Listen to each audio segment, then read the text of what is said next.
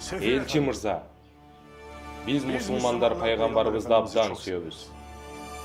Uşunçalık süyöbüz, anı süygöndördüğün en jakşılary an üçün canın berişken.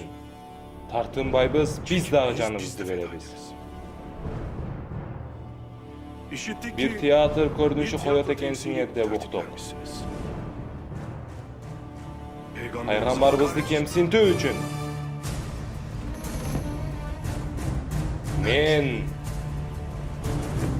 Балкандардын, İran, Siriya, Çoğulu Livandın, Hicazdın, Kavkazdardın, Anadolu'nun jana paytahtın sultanımın.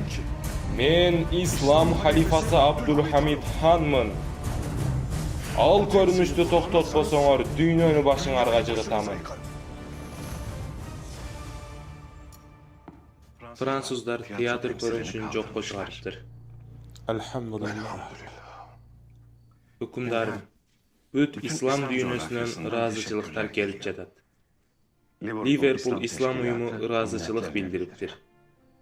Indiyalık bir tuğanlarыбыз köçölөрgө tөгүлүp paygambarın kemsintirбеген halifasına den sooluk jana uzun ömür kalıp razıçılık bildiriptir.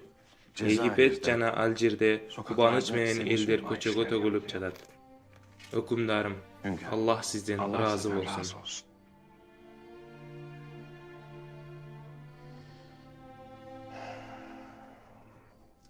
Eğer biz bul dindin kızmatçısı bolуу sıymığına eğe bolsok, andan soň nabymyzdy bilbiz.